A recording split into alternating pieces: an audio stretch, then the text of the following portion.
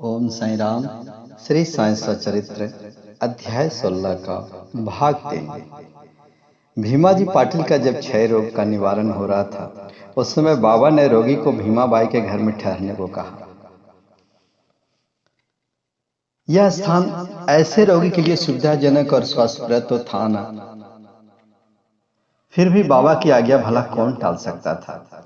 वहां पर रहते हुए बाबा ने 2 स्वप्न देकर उनका रोग हरण कर लिया। पहले स्वप्न में रोगी ने देखा कि वह एक विद्यार्थी है और शिक्षक के सामने कविता कंठ न कर सकने के कारण दंड भोग रहा है। दूसरे स्वप्न में उन्होंने देखा कि कोई हृदय पर नीचे से ऊपर और ऊपर से नीचे की ओर पत्थर घुमा रहा है, जिससे उन्हें असहनीय पीड़ा हो रही है। स्वप्न में इस प्रकार कष्ट पाकर वह स्वस्थ हो गए और घर लौट आए। गांव पहुंचने पर भीमा जी पाटिल ने सत्यनारायण व्रत के स्थान पर सत्य साई व्रत आरंभ कर दिया। बाला दर्जी का बुखार जो है वो छू हो गया। एक अन्य भक्त की ओर ऐसे ही यहाँ पर संदेश दिया गया है, बताया गया है। एक अन्य भक्त जिसका नाम था बाला गणपत दर्जी था, वह एक बार जीर्ण ज्वर से पीड़ित हुआ। जब अनेक उपचारों के बाद भी बुखार ठीक नहीं हुआ था तो शिरडी आकर बाबा की शरण ली। बाबा ने उसे आदेश दिया कि लक्ष्मी मंदिर के पास जाकर एक काले कुत्ते को थोड़ा सा दही और चावल खिलाओ। घर पहुंचकर चावल और दही लेकर वह लक्ष्मी मंदिर पहुंचा, जहां पर एक काला कुत्ता पूंछ हिलाते हुए मिला और उसने चावल और दही उस कुत्ते के सामने रख दिया, जिससे वह तुरंत ही खा गया। इसके बाद बाला दर्जी का ज्वर हमेशा के लिए जाता रहा। एक और हमारे भक्त थे साईं बाबा के बापू साहेब बुट्टी। बापू साहेब बुट्टी का एक अम्लपित्त था जो कि गायब हो चुका था। बापू साहेब बुट्टी एक बार अम्लपित्त के रोग से पीड़ित हुए और उनकी अलमारी में अनेक औषधियां थी, परंतु कोई भी गुणकारी न हो रही थी।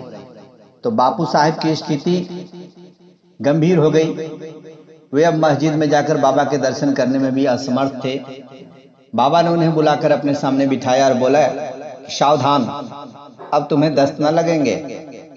अपनी उंगली उठाकर फिर कहने लगे कि उल्टियां भी अवश्य रुक जाएगी। बाबा ने ऐसी कृपा की कि रोग समूल नष्ट हो गया और बुट्टी साहेब पूर्ण स्वस्थ हो गए, बड़े पूर्ण रूप से स्वस्थ हो गए।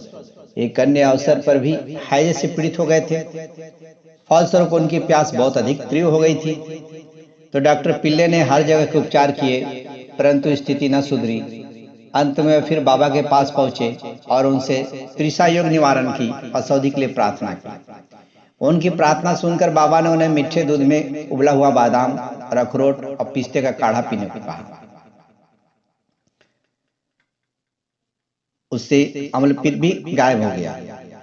एक और भक्त जो मतलब एक बाबा का एक भक्त था आलंदी, जो आलंदी के स्वामी के कर्ण पीड़ा मतलब कान की जो पीड़ा हो रही थी, उस समय की बात थी।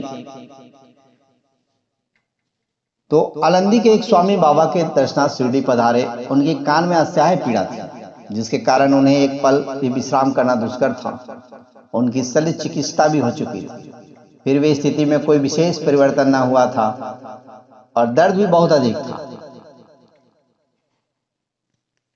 वे की कर्तव्य विमूढ़ होकर वापस लौटने के लिए बाबा से अनुमति मांगने गए। यह देखकर सामा ने बाबा से प्रार्थना की कि स्वामी जी के कान में अधिक पीड़ा है, आप इन पर कृपा करें। चलिए इसके बाद के अंश में देखेंगे कि आलंदी के स्वामी जो थे उनकी कर्ण पीड़ा सही होती है कि नहीं। कहा कि बाबा का आशीर्वाद मिला है तो सही हो ही जाएगी। इससे आगे के अंक में हम लोग इसको सुनेंगे। तब तक के लिए ओम साई राम। आप सभी खुश रहिए, सुखी रहिए, स्वस्थ रहिए। ओम साई राम।